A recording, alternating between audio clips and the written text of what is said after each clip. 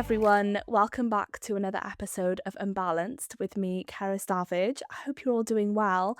I'm really happy to be chatting to Jen today, who is also matching me in pink. I love it. How are you Yes. doing? I'm doing well, thank you. How are you? I'm doing great. The sun is shining and I'm really happy about that. Oh, Woo! me too. We need it. We need it. We really, really do. It's crazy how different my mood is when the sun is out. Like, suddenly everything's okay, you know? Me too. So we've been chatting online for a while now. We're both content creators in the disabled space, and I've been following your content for a while. And so have my family, as it turns out. When I was telling them that I was getting you on the podcast, I was like pulled up some of your videos, and my sisters were like, "Oh yeah, I've seen her videos come up before," which is great. You're reaching the right people. Yay. Oh, that's cool. And when I think about people actually watching me, I do feel a bit like toe curly about it, but I appreciate it, obviously. It's nice to hear because I think when you watch your own content back or when you Mm. edit your own content, you can easily cringe and be like, "Ugh, like are people really gonna appreciate this?"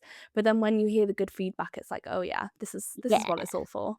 definitely. And the messages that you get, it's so worth it. Yeah, absolutely. Well, tell us a bit about that content creation then. How did that journey come about? So when I was born, is someone who's the only disabled person in my family. I've got a rare condition, which I think we'll talk about later on in the episode. And very much brought up like you can do whatever you want. As long as you're happy, that's all we care about, is kind of the mindset that I was brought up with. But then as I got older, I realized that the people around me weren't like that.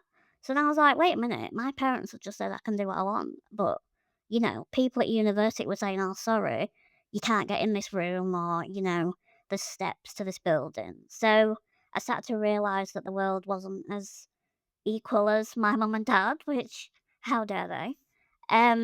So that's when I started to like write a blog, because I realized that the way to educate people, in my sort of way of doing it, is through humor and just telling storytelling, basically.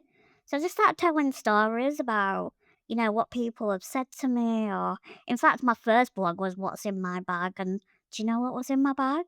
Vaseline, a pack of tissues. Like, it was the most basic, dry content you've ever seen in your life. But you've got to start somewhere. But I It's wanted to relatable though. I show. mean, my bag's pretty much the same. Well, this is it. It's not changed. But like, I wanted to show that like, I am a person with a personality, and I like the stuff that all other girls my age liked as well. So to cut a long story short, I just started to blog, and everything just kind of snowballed from there, really. And it turns out a lot of other disabled people can relate to, the things that people say to me. I think as I've got older, I've realised that mindset of you can do anything you want. Yes, that's true, and I love my parents to bits, but it's really hard to live in a world where it is full of barriers, and you also do have to have a bit of realism and, accepting that not everything's gonna go to plan, and how do you deal with that? So, that's kind of where my journey started and why I do what I do now, really. And you share your content in such an authentic but also hilarious way. Like you've just got such a good balance of just being authentically you. And I think your bio says like sarcastic northerner, which I'm obsessed with. Like sarcasm is just the best humor, like British humor at its finest. But Yeah. also disabled humor is just amazing. It's really nice to be able to kind of laugh at ourselves, but you also share a lot of encounters that you get maybe from people like on public transport, out on the street, families with young children, Mm. and it educates a lot of people that just maybe wouldn't know what to do when they encounter disabled people or people that aren't quite like them. How important is it, do you think, to share these kind of experiences?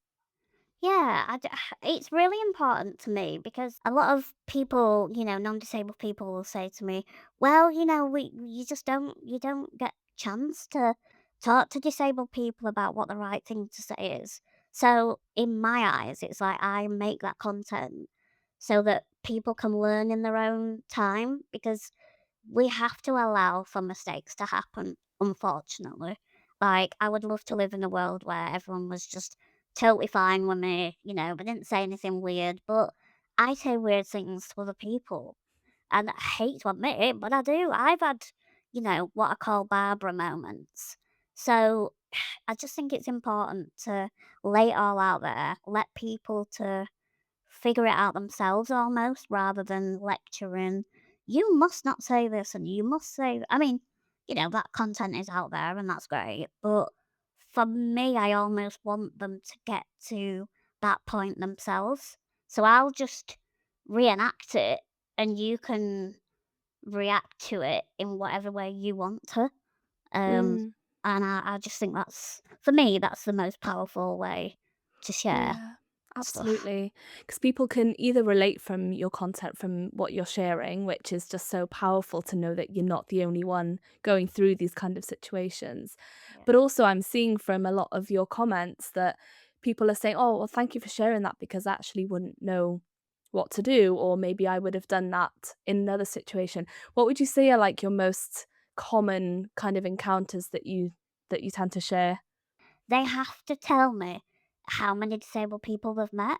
Like, I don't know why, it's almost like I got a guy the other day being like, "Oh, I saw a guy in a wheelchair last week."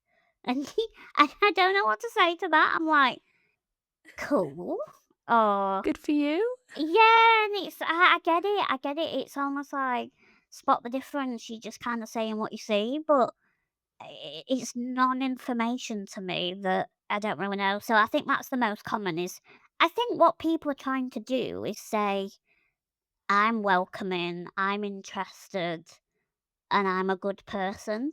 But it doesn't land that way. It lands as, "I just see your wheelchair, and I don't see you as a person, and I'm gonna tell you there and then while you're in Asda." Mm. Do you know what Yeah. I mean? Yeah, that's the thing. They just see you for your disability and feel the need to just let you know that they're cool with that. Yeah. Which is like, I don't care, you know? No.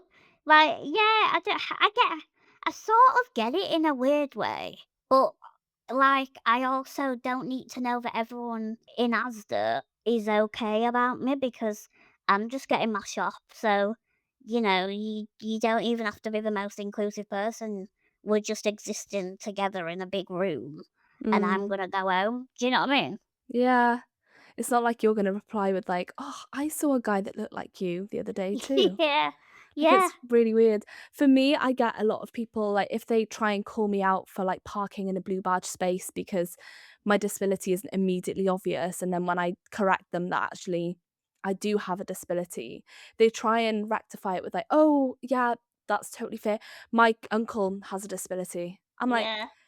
"Great." I mean, it's not a rare thing for people to Yeah. be using mobility aids or to have disabilities, and that's not gonna justify why you questioned me. If anything, it probably makes it worse because if Yeah. you have a relative with a disability, you probably should know to just mind your business. This is what I mean. I don't get it. Let's get technical for a minute. You obviously mentioned about your disability, which is osteogenesis imperfecta type 3. Am I saying that right? Yes, wow. Did my research. Congratulations. Yeah, Also known as brittle bones. yeah. Can you maybe for some of us who don't know much about it, how would you describe it? I'll just say brittle bones because, we don't wanna keep saying the long word all the time. Brittle bones is a genetic condition, so, it's like 1 in 15,000, I think, people have brittle bones in the UK, and my mum and dad aren't disabled, it's just literally I appeared. They knew nothing about disability before I was born, so it was very much a like, play it by ear every day and see what happens. But the basic is that I have very fragile bones. I'm 3'1", so very small, and my limbs are. I was born with, I think it's like 15 broken bones. So a few in each arm, a few in each leg, my shoulder and my jaw. So obviously I was born in a lot of pain. and obviously very traumatic for my parents. And I just think it's one of those things where I think you're gonna ask me later about, the in depths of brittle bones, but I think the hardest thing is that it's not just about my bones as well, it's everything that comes with it. So, the chronic pain every day. I've got hearing loss as well, which is part of it. So, not only am I dealing with the thought every day, everything I do, it's, am I able to do that? You know? If I go over and bump in the street, I might break a bone. It's very I'm very fragile as much as I'd hate to admit it. So I'm type 3, and that's the most severe of brittle bones. So yeah, there's different severities. I'm the most severe, and it's something that it is hard to live with, but also I've got such a lovely family of people that have also got brittle bones, and I'm also, like, really proud to have it as well. So, yeah, that's to summarise brittle bones, basically.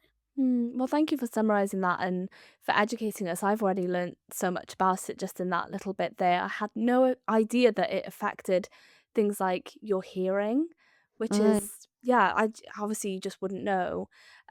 So thank you for summarizing that because I think it's important for us to kind of understand and kind of get the full picture. What was yeah. it like then, kind of growing up? I mean, I'm sure your parents took on a lot of the trauma of it from Mm. when you were born. Yeah, it was very much, you like living in the present of every day. So even now, I find it really hard to like plan in advance because I think, well, I don't really know what my body's going to be like in that moment. So I'm very much a here and now person. Apparently, I broke 50 times in the first year of being alive. So that just shows you how many my mum, I think my mum stopped counting because she just found it too devastating to keep counting. But as I've got older, I've got stronger. So that's the good news.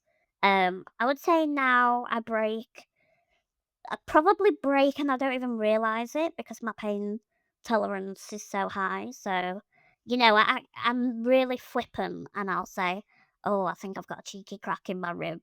And like to anyone else, that would be like, "Oh, Jesus," like you're laying down in bed or whatever. But, in the community, we laugh about it. If you break your toe, that's like a really basic, or just get on with it. So I think I've grown up. I've had really, really awful traumatic breaks where, I've fallen over with friends and my friends have seen how bad it can get. But I do think, to any parents of children with OI, I always say we tend to push that to the subconscious of our brain as well. So I always remember the good stuff of my childhood. I think that's just something that your brain naturally does. So even though it sounds so traumatic, I basically just remember playing PlayStation with my friends, walking to school, like it wasn't the be all and end all of my childhood, yet it was in the way that it, defined everything what I did and how I did it. So, but ultimately, I had such a good childhood. Wow, fair play. And I suppose it probably seems normal to you because that's all you've known. It's not like you've inherited something later down the line. This has always been your life. So maybe it is easier to focus on the positives as well. Your like chronic pain, did you say? Like, is that quite like a fluctuating thing? Like the repercussions from a broken bone, can that take longer than usual? Yeah, so the chronic pain side of things, I think what it is, I mean, I'm no scientist, but yeah, anyone else that's non disabled, if they break a bone, apparently, from what my friends have said, you feel it after, like it's just a weak part of your body that you're like, "Oh, yeah, that's where I broke." So you imagine for me, I've broken nearly every part of my body. So I'm just getting these aches and pains from previous fractures. I've got weak spots where, even it's not funny, it's just so ridiculous. If I sneeze a certain way, I can re-break a shoulder that I've broke before. So Wow, that's impressive. it really is. I've got one of my most, like, known stories is I sneezed in the library and I went, "Ach ah!" And the librarian went, "Shh." And I was just like, "I think I broke my shoulder, but okay." So, like, it's just that. It's like I have different types of there's the trauma pain of breaking, but then there's the everyday, especially in winter where you feel all the aches from where you've broken. So, yeah, I would say, like a lot of the community, you get to know your body and, how to deal with it and what to do, what not to do.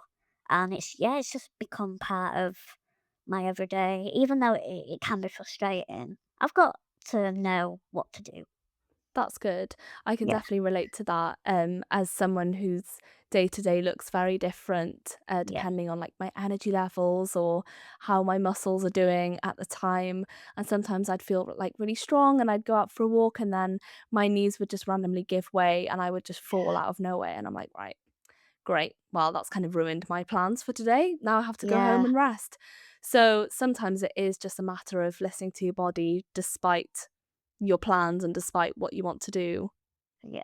Yeah, it is, and I would say that was the most frustrating thing, like, I'd have a school trip and then my dad would pick me up out of the car, put me in my chair, and I'd just catch my arm on my coat and break my arm, and then I couldn't go to a school trip. We're used to that, the almost waiting for the next thing to happen, and it's not even in like a negative way. It's just like a realistic. It will happen. It's just when will it happen? So I think that's something that we can all kind of relate to one way or another. Definitely. And it kind of takes the spontaneity out of it a bit because I'm like, guys, like to my friends, like, please don't expect me to be like completely perfect because plans may change. I may not be able to come. And it is kind of frustrating, but like you said, it's kind of our normal. So you just have to get used to it. Otherwise, the other alternative is to just be like really frustrated with it. And I think that'll be working against your own body and it's just not worth it. It's like I think in the winter I definitely allow myself to wallow because it's not being able to like socialize as much as I'm used to in the summer. But yeah, like I think it's just thinking about this is temporary and like there will be good days. It's just today is not a good day. Mm. Um, but easier said than done. I'm just terrible in the winter, like, I definitely hibernate and don't do anything. Yeah.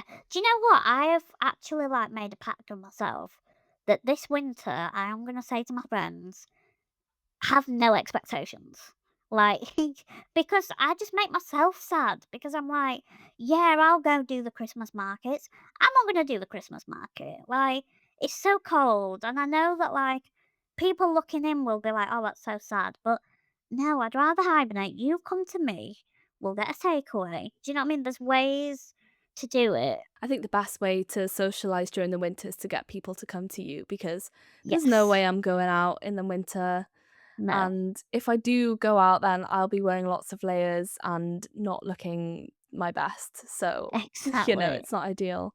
No, it's not Instagrammable, is it? Let's just say that. Thank you for giving us an insight again into kind of just the fragility of this condition. I suppose it is your normal, but for me as someone who's hearing about this like in depth for the first time, is kind of mind blowing. But I really admire your resilience and your like positive mindset to just like keep going. And that's definitely something I do as well. I think it's very easy to kind of wallow in the sadness and compare yourself to everyone else and be like, "Why did I have to have the body that's, like, broken?" Quite literally in your case, I'm sorry. Yeah, no, it's fine. Triggered. No, I'm joking, I'm Exactly. But I think, yeah, just keeping that positive mindset, where you can and, like, joke about it, it's mm, just, like it just makes life, like, so much lighter. yeah. Humour is the way forward for me. How are you doing now, though? Like, I know you said that you are, like, better at listening to your own body. Do Mm. you think you're good with, like, boundaries and stuff like that? Oh god, yeah. Like, I think I went through a bit of a revelation a couple of years ago of in my 20s, so I'm 33 now, and in my 20s, I was a people pleaser. I wanted to prove to everyone that, despite everything going on, I'm the party animal. I'm the one, like my friends would say, "Oh my God, you can drink more than me," which it was just so dangerous. Like, I didn't need to do that.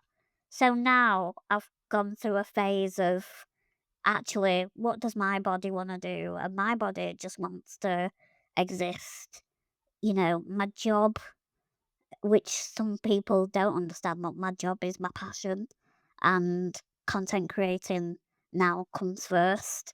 And I'm just enjoying doing what I want to do and not proving to people that I'm happy. Because, why do I care if Barbara thinks I'm happy or if I'm sad? But that was like a genuine worry when I was in my 20s. If someone pitied me, I'd be like, I'm fine. I'm having a good time. But now I'm like, "Oh, it don't matter." So I think boundaries wise, I think the boundaries are with me now rather than other people almost. It's like I have to just not care as much, which is really hard to do. And I'm still working on it. But yeah, it's definitely getting better. That's a mindset I need to harness as a chronic people pleaser.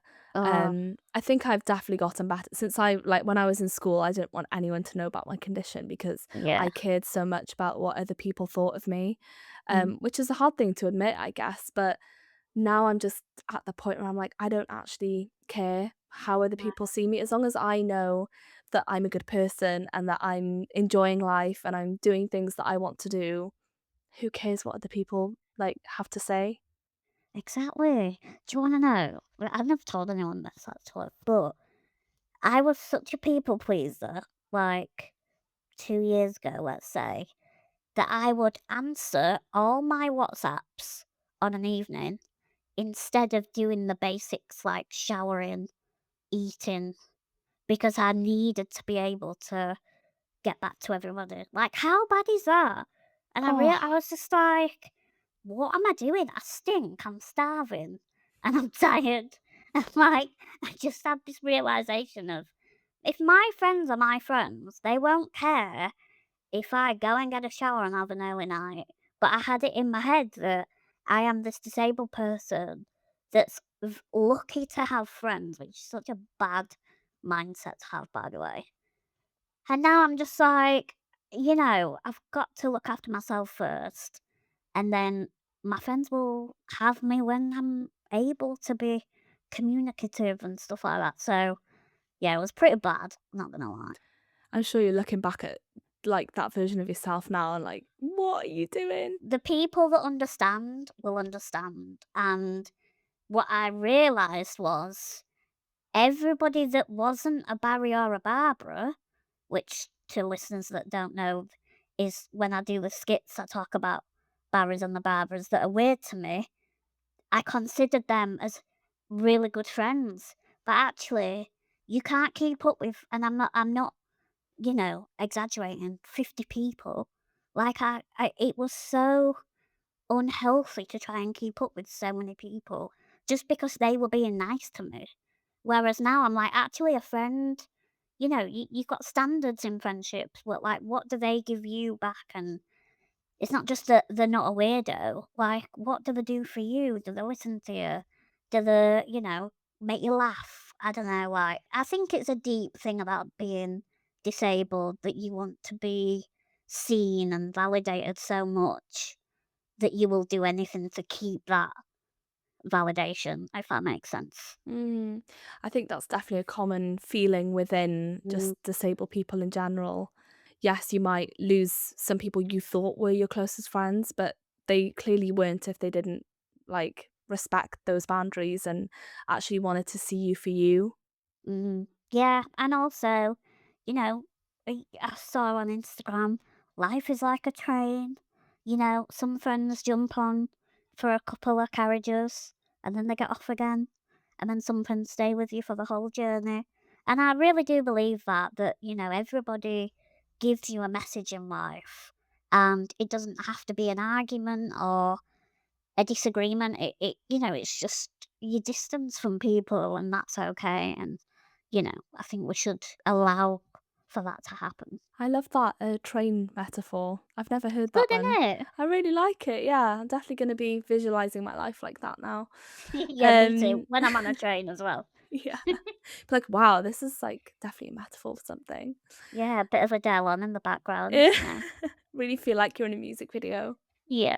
Well, that's kind of main character energy though. I really like that, and it sounds like you're, like, harnessing that now, and before you were prioritizing other people and, Mm. like, pushing yourself to the limits and neglecting yourself in a lot of ways to show up for people, but now it's kind of, like, gone the opposite way where you know when you can best show up for people, but you have to prioritize yourself to do that. Yeah, it is hard though, and there's still guilt there that like I'm not being that party animal that's out every Friday and whatever, but it's not me. I'm like, it was me, but it's not anymore. And that's okay. If I just want to crochet on a Friday with my dog, then that's what I want to do. That And sounds it's great. perfect. That sounds really good. Exactly. I sometimes feel guilty for not going out. I mean, I'm only 24 and people are like, Yeah. "You should be going out all the time, like, this is your prime time," and I'm like, "I actually am trying to get more into reading, but thanks." Yeah. I don't know. We're getting better a bit. I feel like the generation younger than me are kind of changing a lot, and drink isn't the be all and end all. But there's still pressure to be, like doing photo dumps of like millions of friends, and you're like, life's not about that. Life's about just doing what you enjoy. Mhm. And life exists outside of social media, Yeah, despite that is your job, I think. I Like, know. how actually, that is actually a good question I wanna ask, like, how do you find, like how do you separate your personal life to your online life, I guess?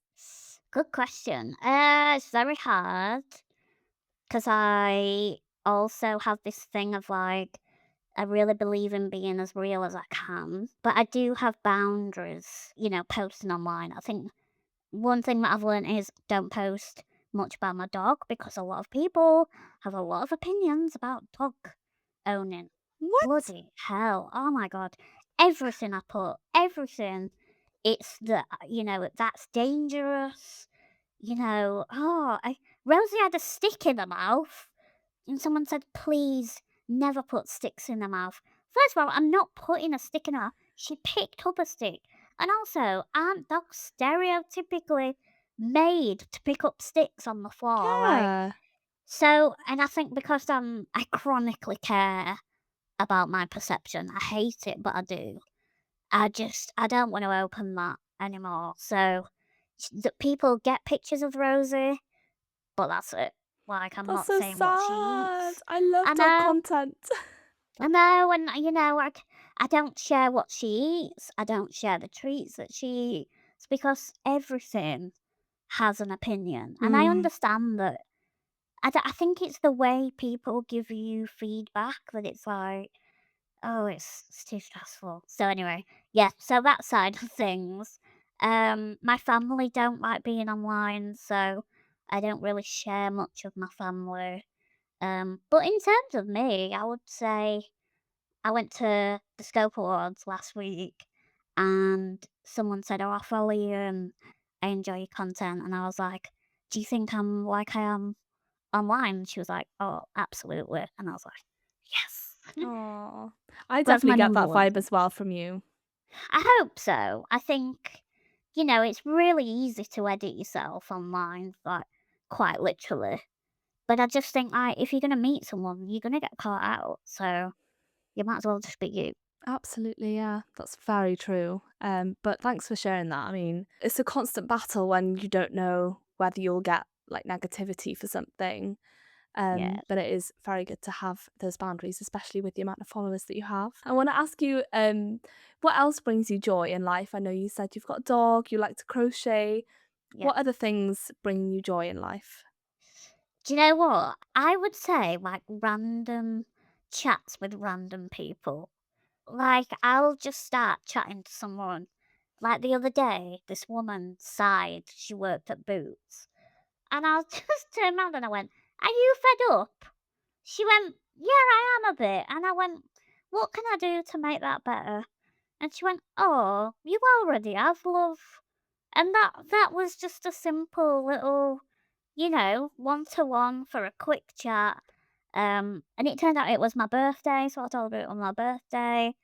And I think what makes me happy is, like, genuine connection with people, just having a chit chat. I love chatting to my neighbours, which is so ironic because I take the piss out of Barry's and Barbara's. But the point is, I do love humans in general. So I get frustrated that they don't see me because there's potential to have such good conversations. But the fact that they're just being like, "Oh, don't run me over," I'm like, "We could have had such a good chat, but you've ruined it." Oh, Sorry, I that love I've that. turned that from a positive to a negative, but No, I think that that's good, like, even though you've had a lot of Barrys and Barbaras through the years, that hasn't put you off no. society, which is really good. Yeah, like, I'll always give a compliment to someone.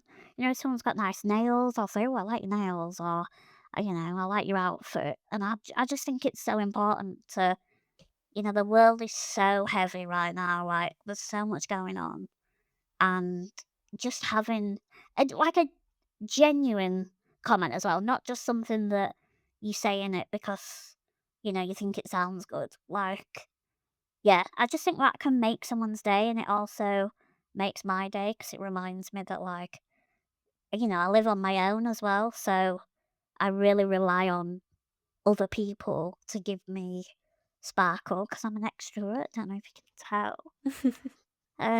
So yeah, I think Yeah. that brings me joy as well. I love that. I'm also an extrovert and I just love meeting new people. That's kind of the only reason why I wanted to start a podcast, just a way to meet people, Yeah, to be honest. I bet. But yeah, I guess you just don't know the impact that just having a small conversation or complimenting someone on the street will have on their day, on their life. Yeah. Um, so yeah, I really love that for you, and I need to do more of that. I think I need to do more just like random chats with random people on the street or in shops or whatever. But you clearly bring sunshine to people's lives, both on and offline, which I love. You are just like a ray of sunshine. Oh, thank you. Like, I think, yeah, we definitely need more people like you. Like I said, you keep it real, you're hilarious, you bring a lot of positivity, but also just a lot of education.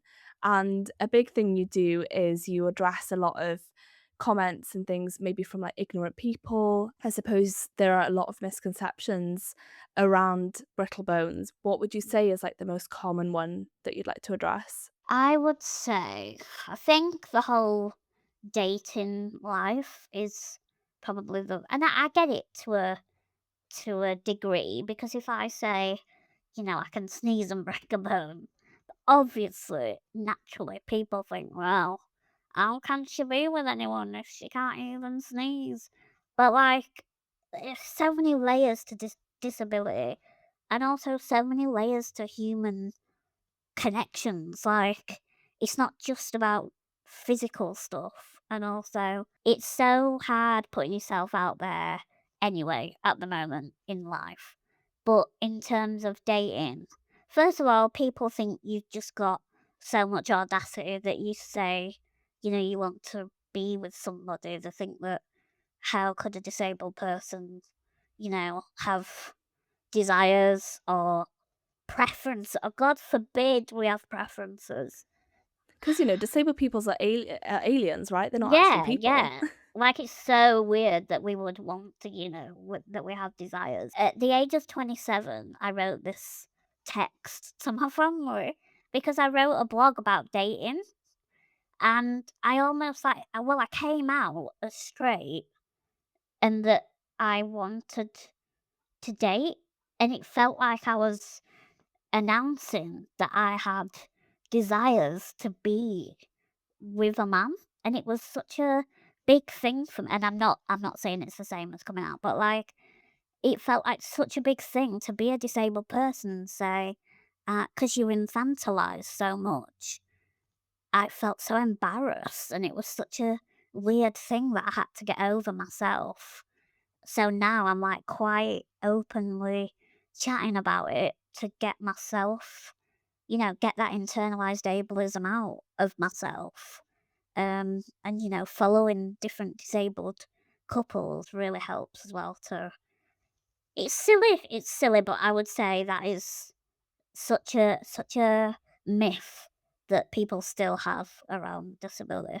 It's really silly that it is a thing that you have to kind of justify. Like, you need, like, a second coming out.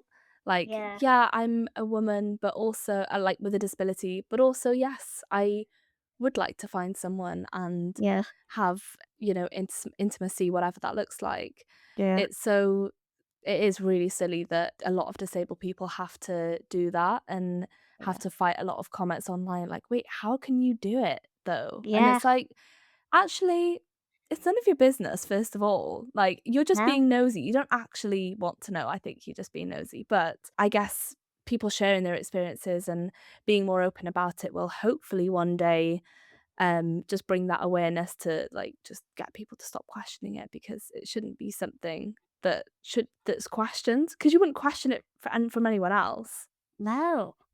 And I'm like, why are you so bothered? But Yeah. we're in such a nosy era, like because of social media. I get it because I put my life out there, in one way I should expect it. But like, if your first thought of someone is how do they have sex, I think that's a them issue. Like, Why, are you interested? You should say. well, yeah. Well, one of my proudest moments is I was doing a work thing, mind you, and I was like, "No question is a silly question.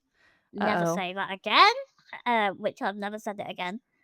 Someone was like, "Can you have sex?" And I just like let a pause happen, stared right at him, and I went, "I'm really sorry. You're not my type." And everyone went, "Hey!" And I was like, "Yes!" But it's like, oh, shut up, It's just the nosiness, isn't it?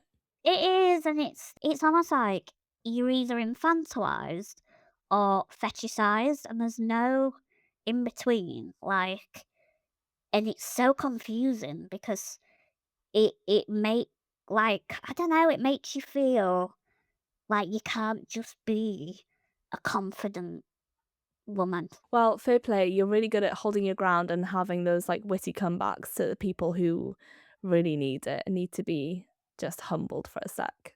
Exactly.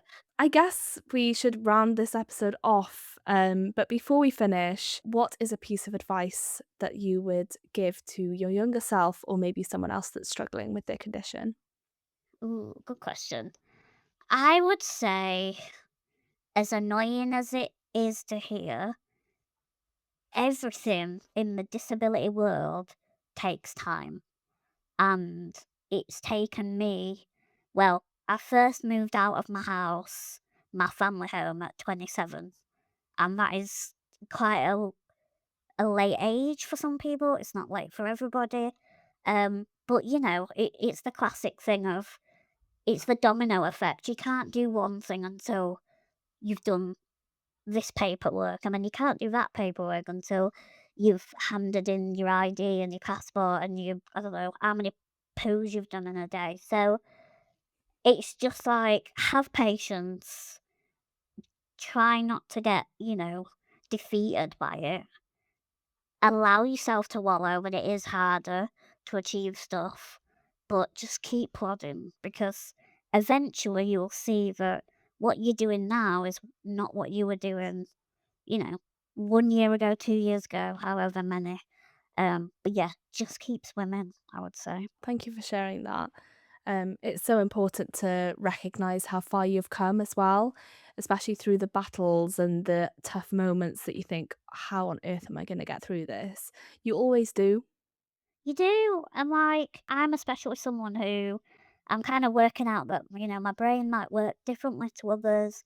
And, going on a train journey, I'm like, oh, I've got to get the tickets, I've got to book assistance, and all of that feels really overwhelming. So, like, breaking it down, doing one thing at a time, things change, but it's just, does take longer than most people. Yeah, but that's okay. Everyone's on their different timelines, different journeys. Exactly. I made my first cup of tea at like age 25 when it was a bloody good cup of tea. Wow, that's a good achievement. Fair play. It was worth it. It was worth waiting 25 It was years. worth the wait. Yeah, I'm such Love a it. good brew maker now. Oh, there we go. She's a champion now. Look at her go. Come round, you have to come round for a cup of tea, I'll make Oh, you a I good one. really want to. I would love that. Thank you. Yeah, And you're welcome to absolutely. Cardiff anytime. Ooh, Absolutely. fabulous. I'd love to come to Cardiff, actually. Oh, there we go. Right, we'll get a date in for a cuppa. Slut. You'll have to make me a Fabulous. brew, show me how it's done. I will. I'll put it in my Um, Yorkshire mug as well. Perfect. If there's anyone who wants to follow your journey, I really recommend that you do if you don't already. Where can we find you on social media? So on Instagram, I'm gem_Turner. TikTok the same, but with an underscore at the end. And basically just search Gem Turner and I'm on pretty much every platform. So yeah. Perfect. Well, thank you so much for coming on the podcast today. Well, thank you so much for having me. I've had a great time. Oh, good. I'm really glad. I'm so, so happy you came on and thank you for sharing your story once again. I can't wait to see what the future holds for Jem Turner. Ooh, thank you. You too as well. Keep going. It's a great podcast. Thank you so much. Thank you guys for listening to our episode today. If you enjoyed it, don't forget to like the episode if you're watching on YouTube and to subscribe and to follow the podcast on your favourite podcast platform and to rate the podcast 5 stars because that really helps me out. Don't forget to press the bell button next to the follow button so that you know exactly when the next episode is coming out. You don't want to miss it. Thank you so much to Cure, LGMD2I, and Bridge Bio for sponsoring this podcast. I'll be back with you guys with another episode very soon. But until then, bye.